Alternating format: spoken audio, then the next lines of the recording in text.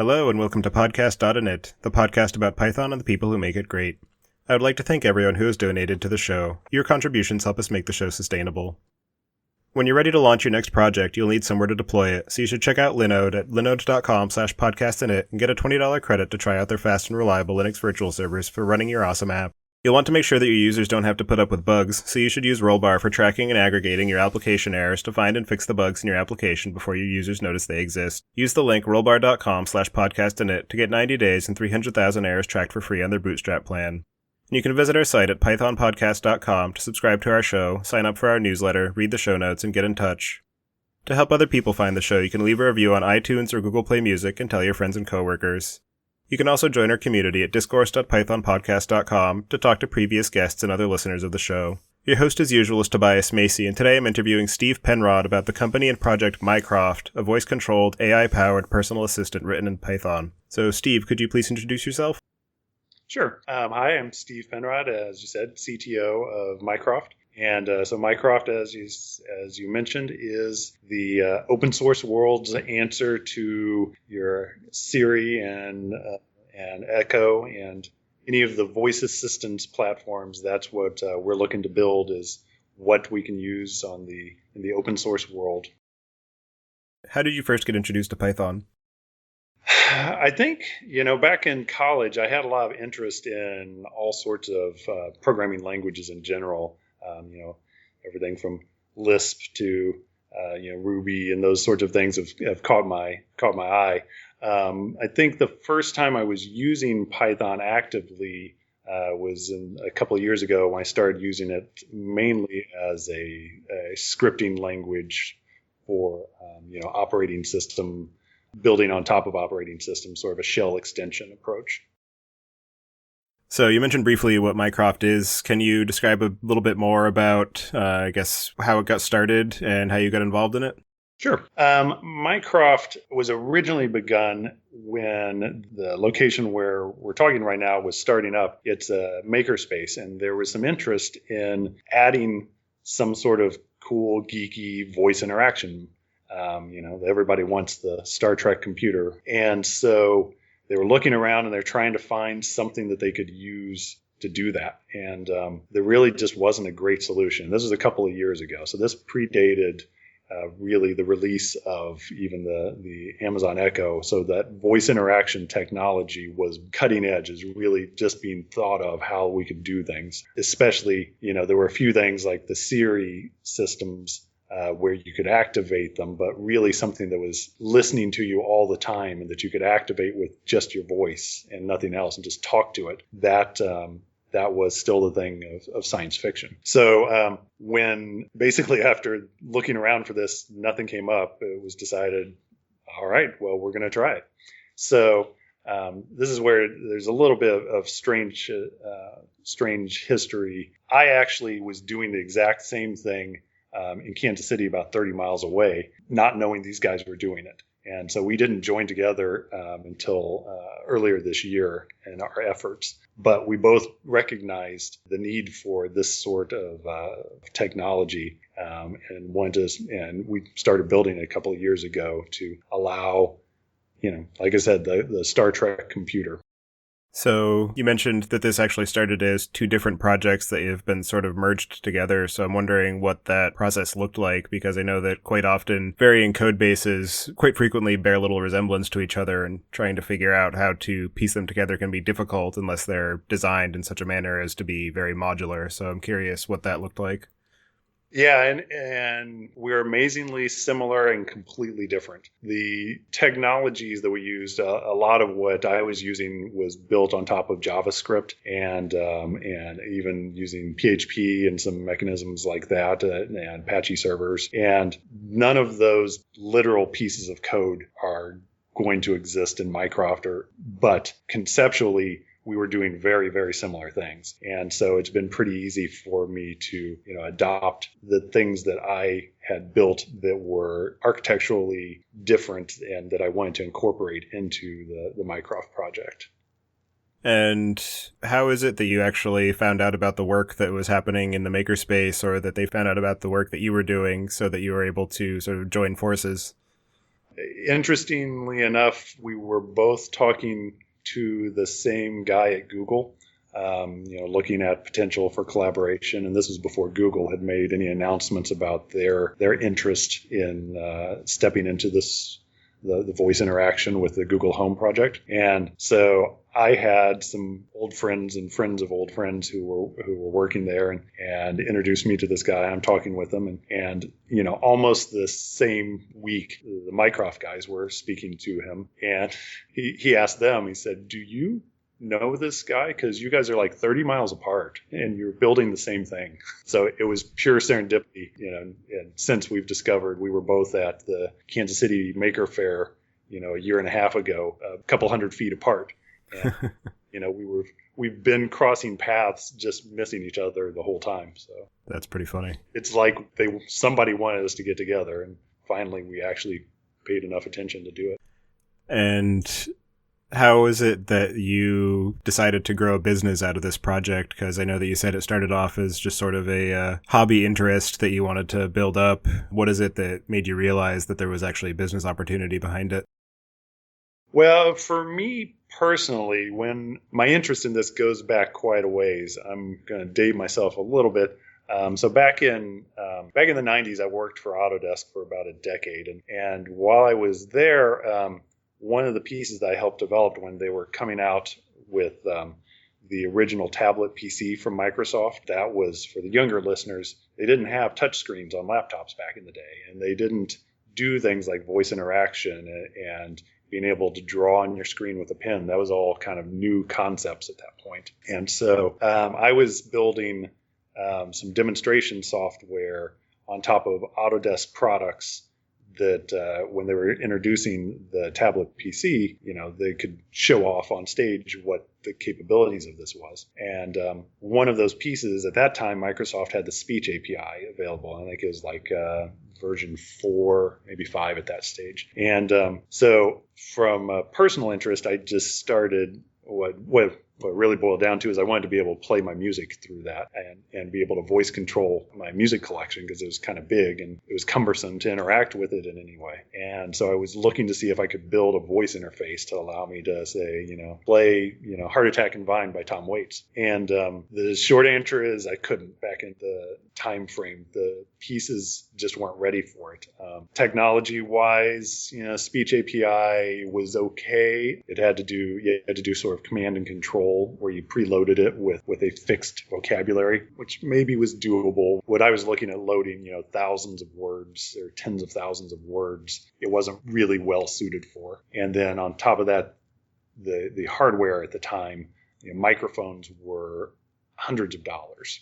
And this predated, the pervasive Wi-Fi. And so you really were talking about running cables all over your house if you wanted to be able to do this. And it just boiled down to you couldn't do it. So, I abandoned that idea in the late 90s. But then when I finished the last company I was involved with, finished at that startup and was trying to decide what I was going to tackle next, I started looking around at the world that had developed, and things that had changed. And it struck me that today's technologies with the single board computers and the power that was possible there, that now was easily as powerful as the desktops back in the 90s.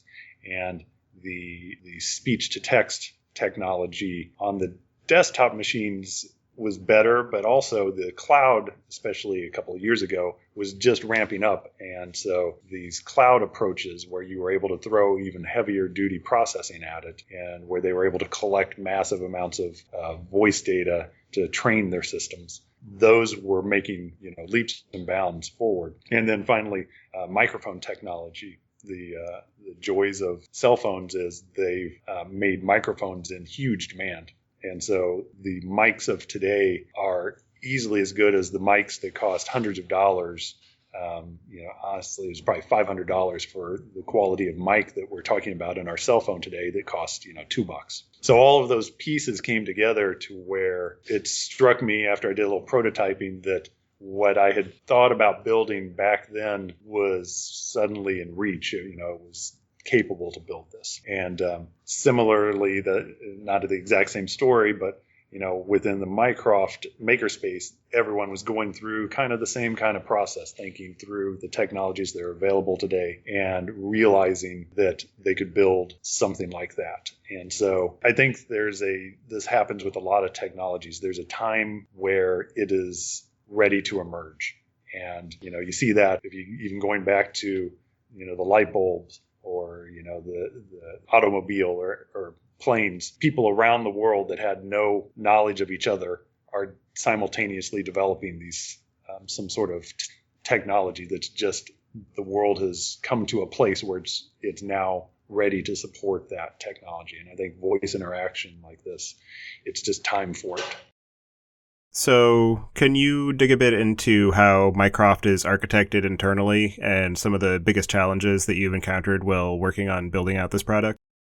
Sure. There's a little piece of the story that I think I left out that's of interest when it comes to the architecture. Originally, when they started building this for the makerspace, they realized, if we want this, probably other people are going to want it too. So that's when they looked at the idea of doing, Indiegogo Kickstarter projects with it. And so that's really what funded it and got it going from just a couple of guys kicking around an idea to a business. And so, had a strong demand emerged out of that. And that started the Mycroft device, this project that they were building. And so originally that was going to be, if you go look at mycroft.ai, you can see this cute little enclosure that you look at it and it's got big round eyes and a matrix display in between that you can see its mouth moving and smiles and things like that. So it is a very interactive piece of hardware, very engaging piece of hardware. But as this was being developed, we recognized that there were a lot of things we were building that could be used outside of this specific piece of hardware. And so a little bit, I won't say it hadn't been thought from the beginning, but somewhat midstream, there was a little bit of a shift to make sure that it would be possible for this core that we were building. And so we ended up calling it Mycroft Core to exist independently of the hardware that's enclosing or that's wrapping this piece of software. And then you could wrap that software core with your enclosure, which might be a simple smiley little robot box, or it might be a refrigerator, or it might be a desktop, running a Linux distro. But as far as we were concerned, it doesn't really matter. It's just piping in the audio data that we process and we do some stuff with, and we return to it audio data that the enclosure, whatever it may be, can play out its speaker, presumably.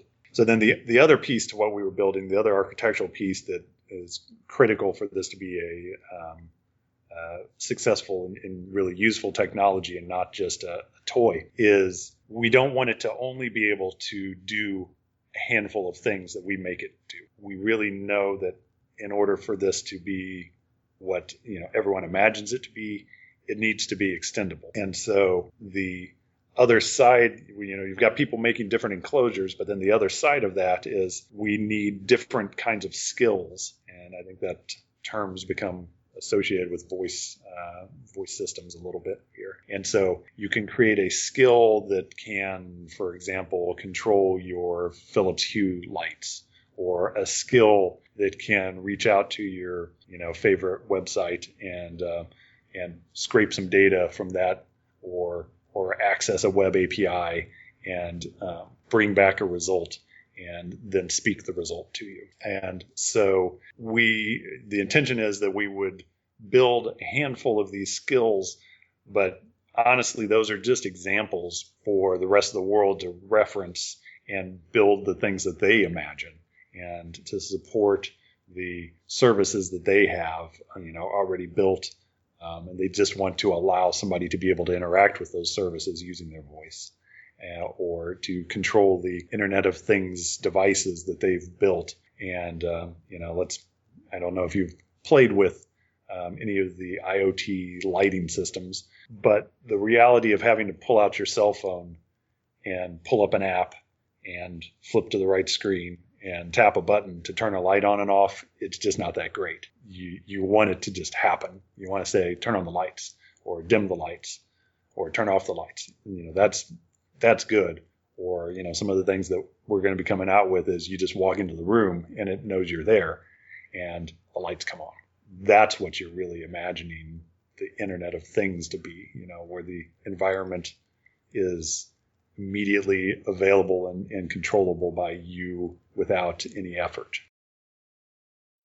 And I know that when you go to the projects page on Mycroft.ai, there are a few different libraries there. There's Mycroft Core, which ties it all together, but there's also a couple out ones for the speech-to-text and the text-to-speech, as well as the AI routines. So I'm wondering if you can speak a bit to those different projects and what the current state of them are, respectively.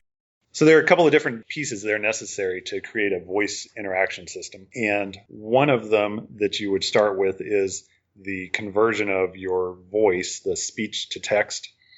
So speech to text is an encapsulated technology that we're very dependent on and interested in. And at the moment, we've got a tool that we've started to build called Open Speech to Text. We're not completely sure we're going down this path. There are a couple other options, but we've been looking at Caldi, which is another open source project that's been out there. We're looking at building on top of that. A lot of what we've done is really standing on the shoulders of giants. Other people have built things and we're continuing that work. Then another critical piece, once you've done that, speech to text, is figuring out what that text means. And so there's a phrase that we use called intent parsing or intent processing, where you're trying to figure out what's the intention of those words that the person just spoke. And for that, another piece that was built, and this one was largely built for the Mycroft project. Sean Fitzgerald was one of the early guys involved in Mycroft.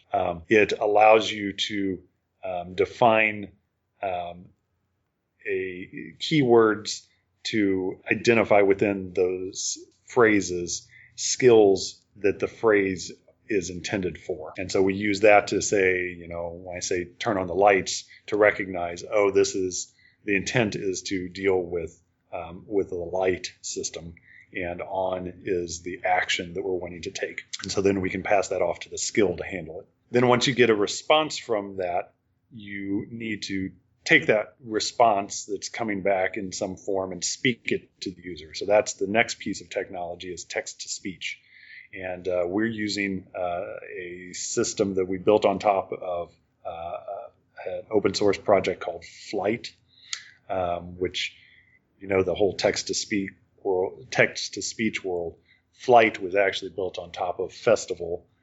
So there are generations of text-to-speech technologies built on top of each other. Mimic is the name of the package that we've done.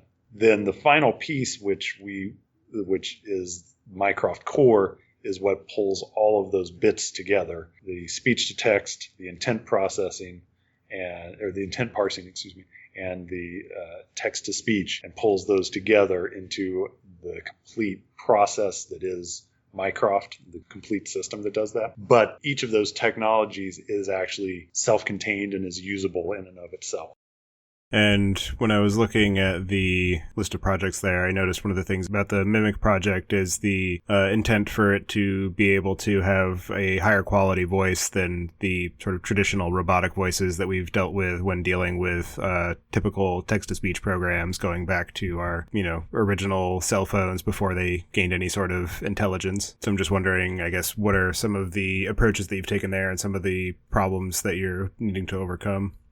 Yeah, this is one of the things that as an aside, one of the things I really like about this problem that we're dealing with is the ability for us to take all these technology pieces that we're building and apply them in lots of different ways to help people in ways that, a decade ago just wasn't possible. One of our tagline is AI for everyone. And what I like about that is the overloaded way we can use that. When we say everyone, partially it's, making things available to the elderly and to, people who previously, because of maybe physical reasons, they can't use a keyboard, so they weren't able to use a computer. So now we're able to enable that. Other ways where it's useful are where we can take pieces of our technology and make them available to other groups to build as building blocks that they can do interesting things with. The text-to-speech in particular is an area where there's a company called Vocalid out of Boston, and their business is built around the idea of, or their effort, I should say, is built around the idea that all of the text-to-speech voices that exist, there's a limited number of voices. It's getting better recently, but there were, especially when they started up, really, there were only a handful of voices that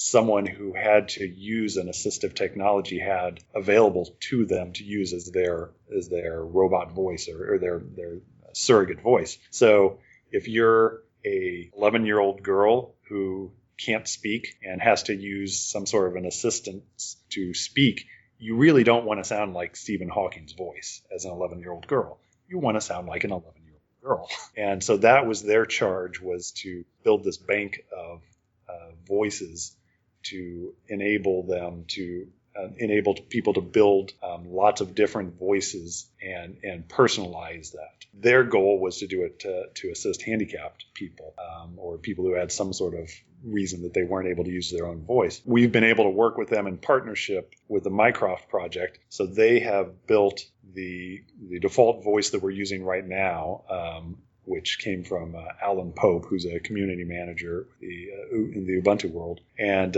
we're going to be helping them in acquiring some of the recording data to be able to build more voices. So it's a virtuous interaction we have going there, where we can help each other to help make the world better, honestly.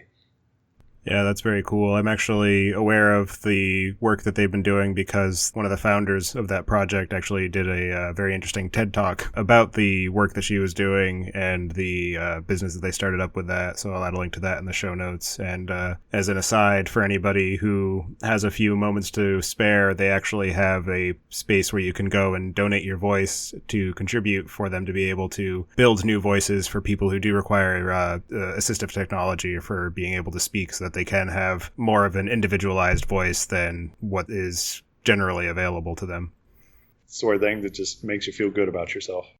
And I know that the speech-to-text aspect of it is actually one of the more difficult problems in the overall voice interactive space. So I'm curious, I guess, what sorts of progress you've been able to make there. And also, one of the things that has made that a more surmountable effort lately is, as you mentioned, having access to cloud computing resources and being able to train those models on multiple different inputs, but an associated concern that comes out of that is privacy, because of the fact that your voice does get shipped up to a remote server that isn't under your specific control. So I'm wondering what you're doing to address any sort of privacy concerns around that, or if there's the possibility for doing offline training. So the shortest answer is the offline bit is really not practical today. There's just too much for the small devices that we're talking about. You're never going to be able to do that sort of processing on a Raspberry Pi class of device. There are a few technologies that are being used in situations where, there's no internet connectivity in it, or for other security reasons. I know a few military type applications where they didn't want to have that going on. But those are more limited vocabularies that they're able to handle. So if you're really talking about being able to take conversational speech like what you and I have going on right now and converting that into text as a free-flowing thing, in the near term, that's going to have to involve some form of cloud interaction. As of today, that means we've got to do some form of cloud interaction. And the choices that we've made while we're building the open speech to text technology is that for a voice interaction system to be valuable, you have to have really high quality speech to text. If it has a 20% error rate, 80% sounds okay maybe if you're taking an exam. It's an okay score. But if you're trying to use that to control things around your house and, one time out of 5 it gets it wrong, that's just irritating and you're going to stop using the technology, whatever it is. So for today, we've chosen to go with by default, the strongest speech-to-text engine that's available to us, and that's been the Google speech-to-text engine. But privacy, as you mentioned, is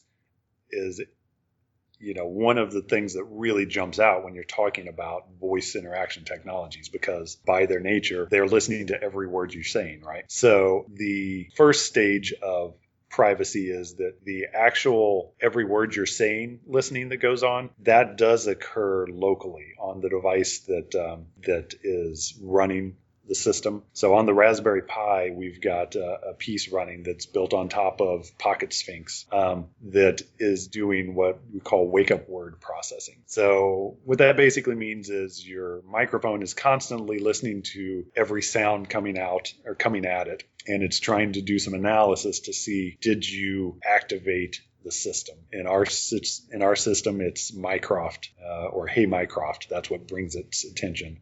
You see wake-up word technologies used in the other systems. If you call up Alexa, that's the wake-up word for that, or the OK Google phrase on the Google products. And so that wake-up word technology is the first protection of personal privacy. Now, that leads to some of the value of open source technologies versus closed source technologies. If you want to know on a Mycroft device, or Mycroft system, is it listening to me all the time? You can pull up the code and you can look and see what the code does with that audio stream coming through, and you can see, okay, yeah, they're looking through this, they're looking for the wake-up word, and then that's when they trigger the connection to the cloud to perform the speech-to-text. If you're looking at an Amazon system or a Google system, it's more opaque what's going on. You're asked to trust that someone is doing the thing that I just described. And, I completely believe they are doing that, but there's no way to verify that that's the case. So that's one of the first levels of privacy protection that an open source system gives you. So the next level of privacy protection that we're implementing is when you are talking to one of these systems from a traditional company, they have commercial interests, and they have lots of other things going on that they're wanting to tie you into their systems and support their systems. And so, for example, every time you're doing a voice interaction with a Google device, it knows that it's you, Tobias, that's talking to it, or it knows that it's me, Steve, that's talking to it, but based on my either the login session that I have going on my browser, or my cell phone association or whatever. And so they are able. Again, I'm not saying they're doing it, but they do have a very tight coupling between the information that they gather and the voice that is transmitted to them. So they know the identity of the individual speaking to them. And so that's one of the areas where we're, again, able to do some even using some of these proprietary systems, we're able to put in an isolation layer. So we break apart. They know that a Mycroft device is speaking to them. This voice data is coming from a Mycroft device, but they don't know for sure who it is that created that voice data. There's no connection between the user identity and that voice data that's going out. So today, that's the level of protection that we're able to offer, is that anonymity to the voice that we've created. So as far as the artificial intelligence aspect of it and the sort of adaptive intent parser, I'm wondering what kinds of machine learning approaches are being used and whether they also require a remote system for being able to execute, or if those run locally on the device. This is going to be a little bit of a long answer. The way that we're approaching it right now, today in 2016, is the adapt system that powers Mycroft is much more procedural, I'll put it that way, and the way it does the intent parsing. But what this does is it's laying a framework for us to be able to start gathering the information that we can use to do some classification and have a more free-form, flexible intent parsing. And so part of that requires we've got to have a lot of users and a lot of interactions for us to start building the data to allow a learning system to really learn well. And so, but we have done some prototyping.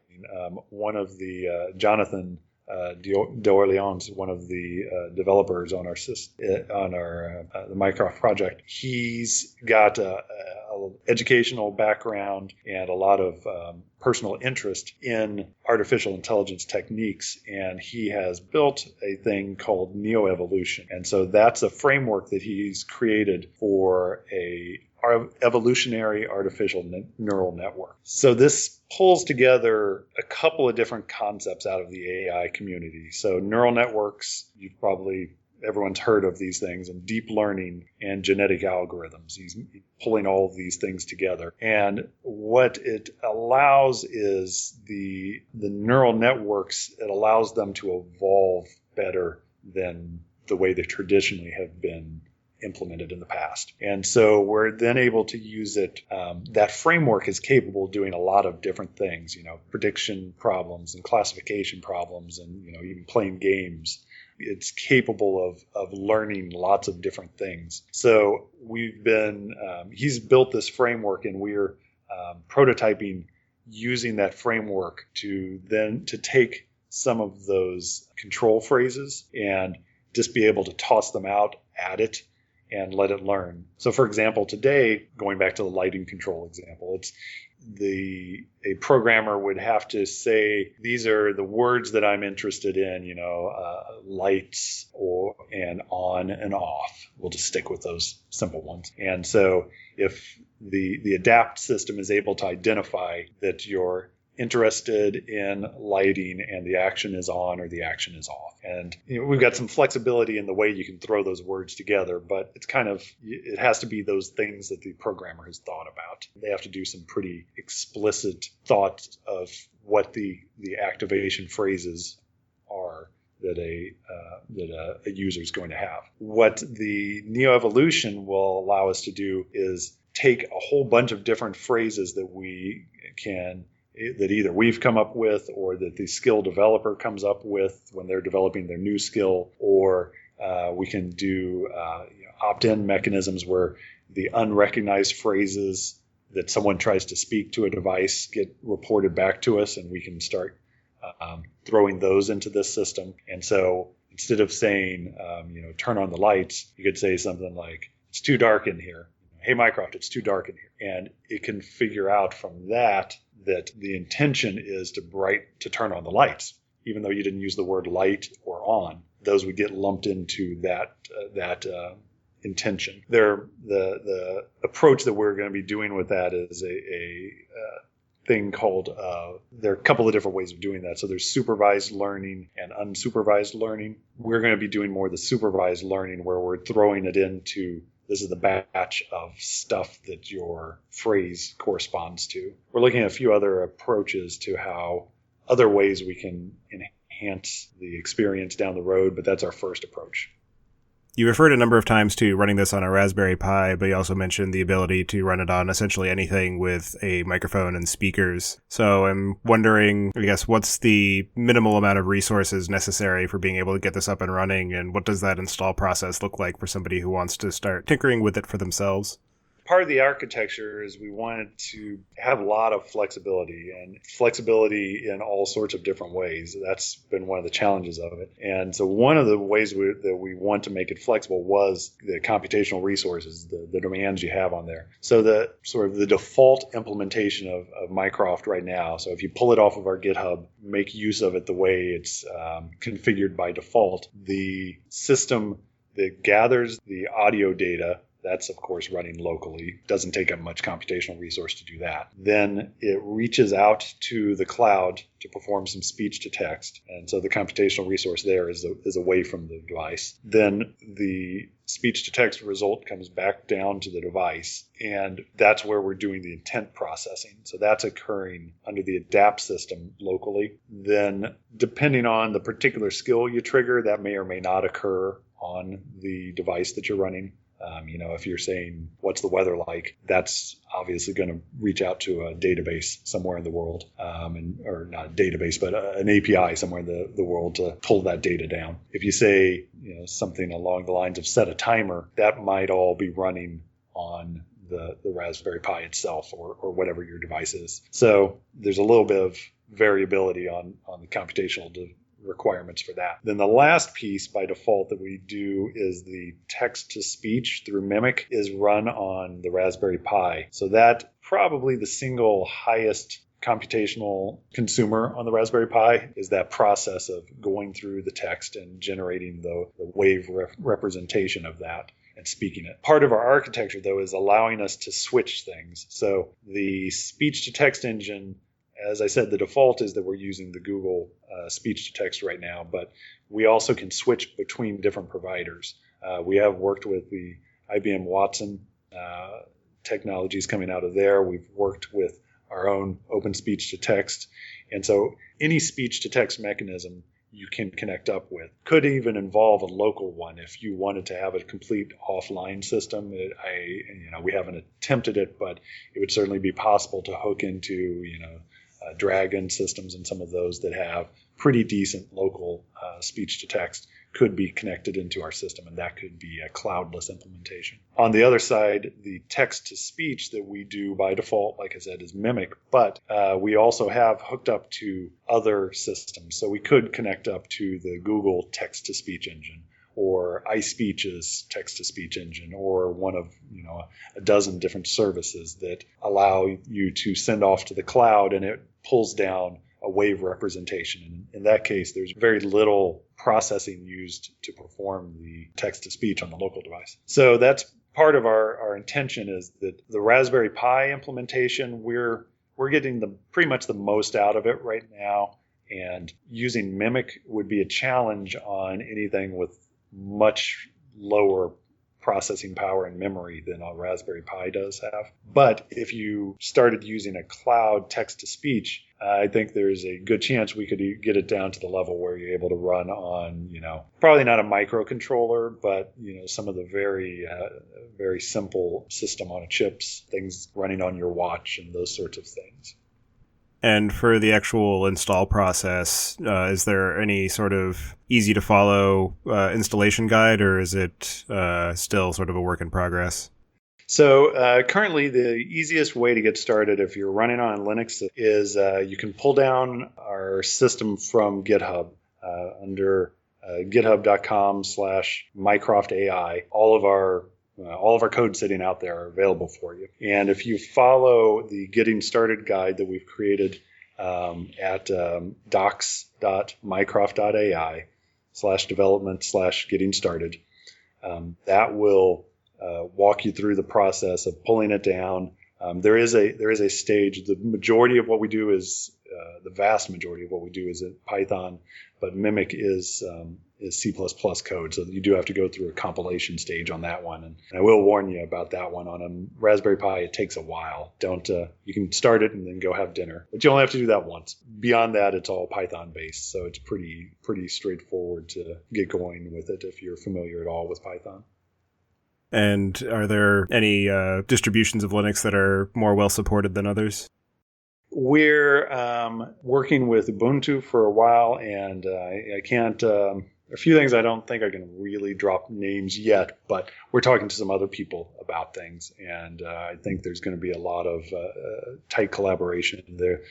The open source world, the Linux world, is recognizing that they need their version of Cortana and Siri, and I'm happy to say that they seem to be recognizing us as the technology that is likely to fill that gap for them, and they want to work with us in integrating this into lots of different systems. So essentially, going back to the Raspberry Pi example, if somebody just installs the Raspbian distro, then they shouldn't have any issue with getting this set up.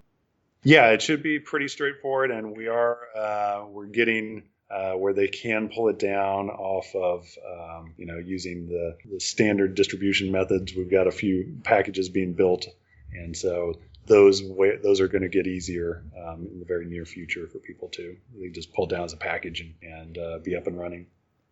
So there are a number of success stories, but also a number of failures in terms of trying to run a business based on an open source project. So I'm wondering, what are some of the benefits and challenges that are introduced by the fact of making the software that powers Mycroft so freely available? It is, our greatest strength and our Achilles heel, I guess. I think what really makes this into a compelling story is people recognize it's kind of creepy to be listened to all the time by your computer. And what is it doing?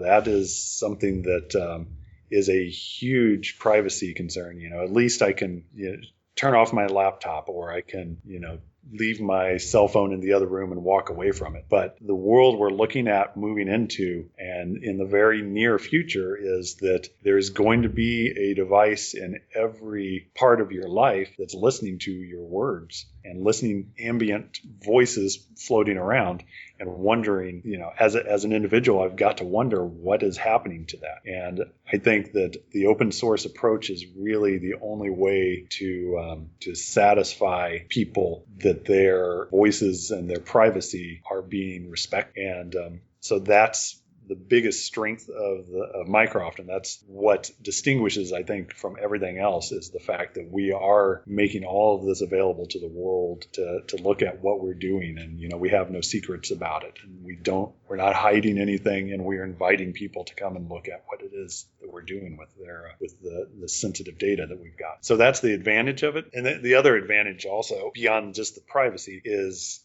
the fact that there are so many things you want to do with your voice. If you just stop and think about, if I could talk to my environment, and this is actually how I got started on the project years ago, before I even built a single thing. I was just walking around my house, and people probably thought I was insane, saying out loud commands, the things that I would want to do, and walking through that process in my head. And there are lots of things, and I can't build all those things. And any team of a dozen people or even 100 people can't build all of those things that the world wants to do and control. And so one of the cool things about the fact that this is open source is we can put it out there and enlist the help or make it available for others to join in on the effort. And people can reference other people's designs and other people's clever ideas. As we're doing voice interaction, this is a brand new thing. I liken it to back in the 90s or the late 80s even, when we were first creating GUIs. And if the idea of a checkbox and a radio button and push buttons, those are so simple to us now, and they seem so obvious, but they weren't actually back then. I can point to some really early, Windows implementations where they hadn't really figured out the difference between a radio button and a checkbox. People mixed and matched the way those things interacted because the patterns of usage hadn't been established yet. That's where we are today when it comes to voice. How do you use your voice? How do you categorize? How do you direct when there is no, it's really boundless. The context of what you're trying to do inside of your head, the computer doesn't have many indicators of what that is. You don't have an active app that's on screen. It could be anything that you come up with in your head. So how do you figure out and categorize contexts and interactions and phrases? Some of the things that I've come up with, there's phrases like show me to indicate I want something to appear on a screen and to be shown to me. I think those kinds of interactions are going to be developed, and those techniques to respond to it are going to be developed. And as an open source mechanism, people get to build on top of each other's efforts. And I think it's going to accelerate the rate that we're able to make all these different things that we want to interact in the world, to make them available to us. And so that's one of the great powers of the open source efforts is coming together to do this. Now, you ask, of course, what's the flip side of it? What's the cost of it? And for us as a fledgling business, when you're talking to an investor in any business, one of the first questions they ask is, how do you make money? That's what drives the business world, and that's what drives investment, is return on the dollar. And so the idea of handing off your intellectual property, that's for years, there were the patent wars going on, and everyone was protecting stuff. And so to these investors, it makes no sense what you're doing at first blush. It scares them away. And so for us as a business, it has definitely been a challenge finding investors and investment that is willing to jump into something where it really is a big long-term project, and the payoffs come as we build this for the world, and as we make this thing available. That's how it becomes a viable thing. In the short term, we're not going to generate millions of dollars on your return. So for some investors, the fact that they have to wait to get a result from this challenging technology, they'd rather go invest in somebody who's making fancy shoelaces that they can sell in 2 months and see a return on that, a profitable return on that. It's a tricky sell. Fortunately, we do have a few examples that we can point to, projects that have succeeded in handing off their source code. The Linux obviously in and of itself is a huge success, and its humble beginnings as this little project that grew and grew, and now it's suddenly underlying technology for so many devices that people don't even recognize. The Wi-Fi routers that they depend on, they don't know what's running it under the hood, or the gaming systems that they're using, or the phones that they're doing, the underpinnings of Android. It all comes back to this little open source project that this guy started years ago. And so we have at least a few of those success stories to point to. Android itself is another open source approach. Some people might debate some bits about that, but it was an open project that was made available to all these phone manufacturers to pull it in to their equipment. So that makes sense to some investors now that they can look at those examples, but it is still a limited, very small subset of the traditional investment community that understands the value of this and why it is important to make this technology open and available for everyone. Yeah, and going back to your point about the fact that you wouldn't have the time to be able to build all the different possible applications for this kind of technology if you just had a single team, not only does it increase the amount of actual work that can be done, but also it increases the diversity of the applications, because if you do just have a single team focusing on the project and the only input into what should be built are the people on the team or the people that those individuals are directly interacting with, then there's huge swaths of the global community who would be left out because of their particular cultures or their particular environments or varying levels of capability in various aspects. So that's another aspect of the open source movement that adds a lot of power and weight to making something like this open source. And then on the potential downsides, there's also at least perceived conflict of interest when you do have a business entity running an open source project, because you have to worry about what is the community engagement and community management look like, because, well, on the one hand, the community has their sets of wishes and wants that they would like to see present in the open source project. The business may have a completely conflicting set of ideals, and so you need to try and figure out early on what those governance models look like so that you don't end up with a situation similar to, for instance, what's going on with Docker, where there's the potential of a fork because people aren't quite happy with the direction that they're taking the project. Right. No, I completely agree with you on both points, and that is something I left out. One of the big pieces of our technology that I'm hoping we can take advantage of is the international aspect of it. We've got people who are working with us in our Slack channel from literally around the world, and if you look at the current voice assistants that exist, it is very focused on English and the English language. The Echo device was only for sale in the United States, and they finally made it international by allowing you to sell it in England. So it's still a very small portion of the world that has access to these technologies. And even if you look at portions of the world where people are able to speak English, in speech-to-text technologies, accents actually make it difficult for speech-to-text to operate. So if you're, say, someone in India who speaks English very well, but you do have a definite accent, there's a good chance that the current generation of technologies don't work. And so I'm really hoping that we're able to work together with a lot of different entities as an open source project, university efforts that have been underway in doing speech to text in lots of different languages. I'm hoping that we can establish and solidify some of these partnerships with them to bring, Chinese and Japanese and even the smaller, more obscure languages that have been traditionally been ignored by technology because there just wasn't a large enough population to justify a commercial entity from investing a lot of effort in supporting them. So like you said, I really am hopeful that we're able to make the most of that as an open technology. But, as you said, the other flip side of it is a community. And we, Mycroft Incorporated, the hunk that I'm involved with as part of the community is just a part of the community. I don't get to dictate things. It is open to everyone. And so, we do recognize and we don't begrudge that. That's actually one of the great things about it is it helps keep you honest and it helps you make decisions based on larger point of view than just the side of the problem that you're looking at from where you're sitting today. And, it does have the dangers, like you said, of a forked project, terrifies so many people. But I'm willing to live with that risk. I think what we're building, the technology we're building is too important for the world to not be available for everyone to make use of and to be able to pull into things in whatever ways they see fit. Bringing it back a little towards the beginning, how did the decision to write this project in Python get made, and what was some of the reasoning behind it? So that was an early strategic decision, actually. Python, when there are some advantages to the form of what we're doing to a scripting style language rather than a compiled language.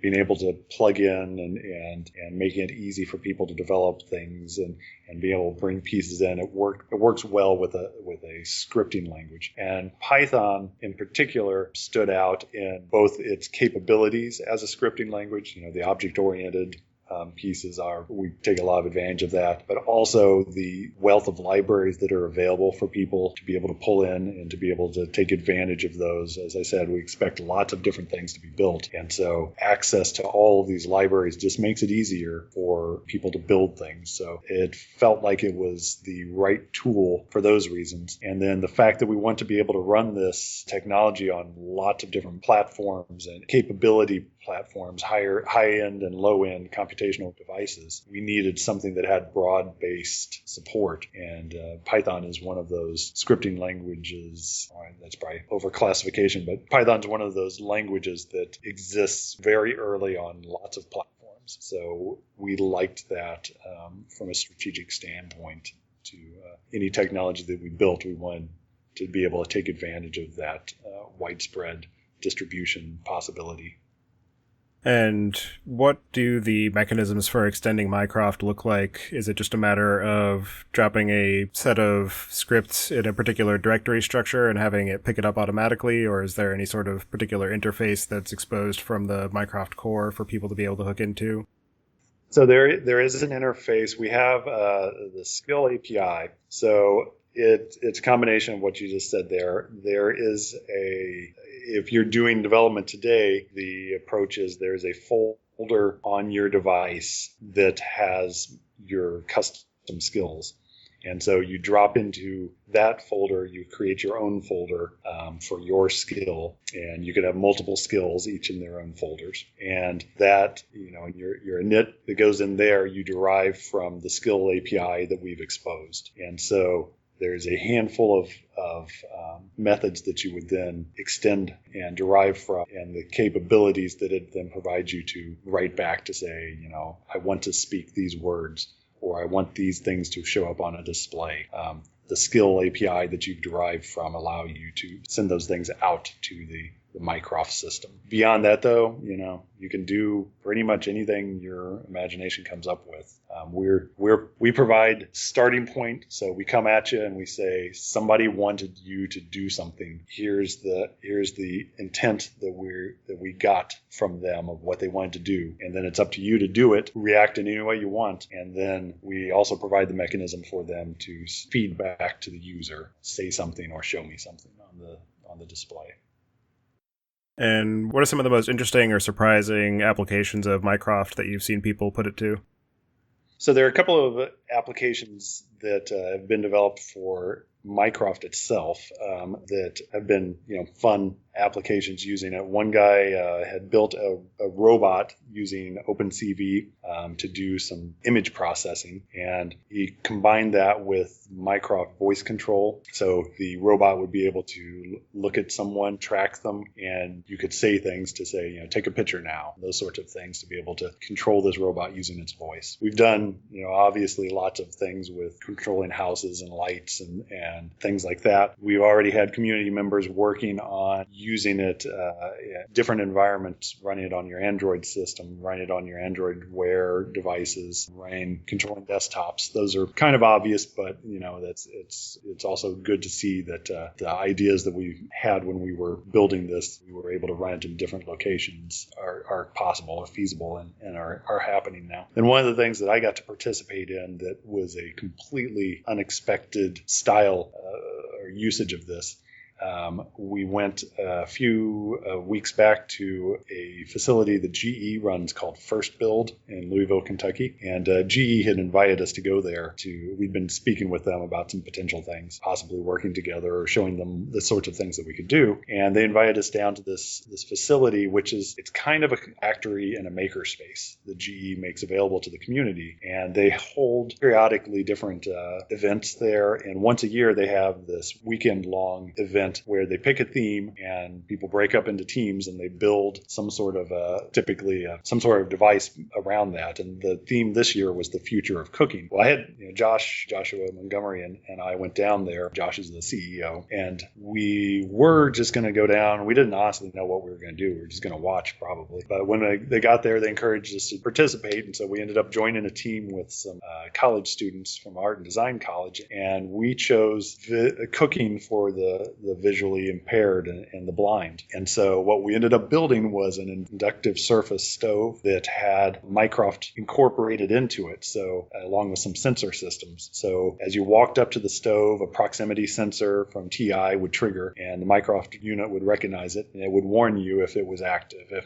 it would speak up and say, "Be careful, there are hot pans on the stove," and you could inquire of it which burners are occupied. You could set things like set the temperature. Those touch surfaces are great if you can see the lights indicating what's going on, but if you're blind, that doesn't really do you that much good. And so being able to interact with that using your voice was pretty cool. And then we also prototyped some concepts of, imagine trying to pour milk into a measuring cup for a recipe if you're blind and get that right is really difficult. So what we were looking at is you just while it's on the stove, you would say to the device, Mycroft, I need to add a half cup of milk to this recipe, and it would look up the density of milk and it would zero out a scale built into the burner, measure the weight of the pot and the contents at that moment. Then you start pouring milk in and it would say stop when it reached the weight that meant you'd put in a half cup of milk. And some of those things, to be honest, I would love to have in my own stove, not just for the blind. I think it'd be pretty cool to be able to just pour things in until I'm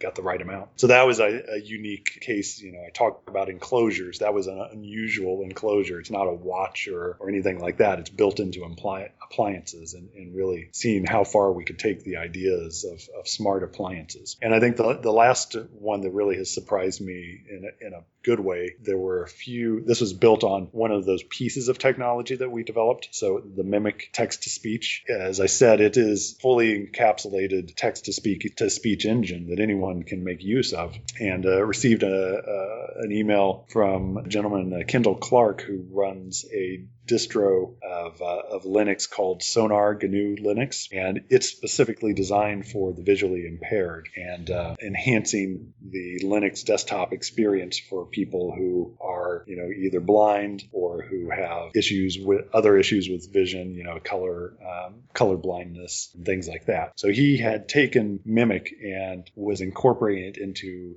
the tools that they were using there. It was, he wrote us so excited that it was such a much more friendly voice than anything that he was able to find, and just thrilled to know that he could use it and incorporate it into his project. Those are the things that really get me going about what we're building here, is seeing where other people are bringing it in and honestly extending technology to people who have been left out of technology up until this point. And what are some of the long-term goals, both for the Mycroft open source project and the business that you're using as a vehicle to power it? Well, as a business, this is really our only interest is natural language voice processing. That's what we're here for. This, I don't expect that we're going to diverge into self-driving cars or anything like that. So long term, what we're really focused on is how we can expand this technology from where we stand today to where it is available throughout your life. And if you think about the way you interact with any voice technologies today, it's a very fragmented system. Today you can say things to your Android phone, and you can make things happen with your Android phone. Then you walk over to your desktop machine at work, and it has Cortana, and you can say things to that too. But they're different things. And maybe they do the same things, but there's different syntax or different speech, or you have to set them up independently, configure them both. So that's kind of a pain. But then you go to your car, and maybe your car has Ford Sync on it. Well, it has another subset of things you can do, which is probably not all the things you can do on all these other devices. And you probably, the results are a little bit different there too. And same with your Apple devices. Again, there's this fragmentation that's occurred in the voice industry, and I think it's counter to the entire goal of voice interaction, is that it's supposed to be natural and easy and follow around doing what you want it to do. So when I say what's on my calendar, I want to know what's on my calendar. I don't want to have to explain, what's on my Google calendar at steve.penrod or anything like that. That's no longer a useful voice interaction. I want to be able to talk to it like I talk to a person, quick and easy, and it gets the context that's associated with me and with the location where I am. And so that's where we're looking to carry this technology, where the system is able to assist you throughout your life, throughout all the environments that you're interacting with. And when I say it that way at first, it starts, that's where the creep factor comes in. And again, that's the value of doing it through an open source system. We can build this in such a way that people have confidence in what we're doing is not being used in a way that they don't intend us to use it. And so that is our goal, is to carry this technology to its, the nth degree, make it available to people and do it in such a way that we retain trust throughout that process. So are there any other topics that you think we should cover before we close out? No, I think that was pretty good. So for anybody who wants to keep in touch with you or follow what you're up to and what's going on with Mycroft, what's the best way for them to do that? The best way to track what's going on is that you go to the website, mycroft.ai, and that has links to blogs and connections. We have a Slack channel that's mainly developers that are sitting in there, but anyone is invited to join in. If you don't have developer credibility, you can assist in other ways, concepts, translations. There's just lots of things that people can do to kick in. But you can get to all of those things via our website, mycroft.ai.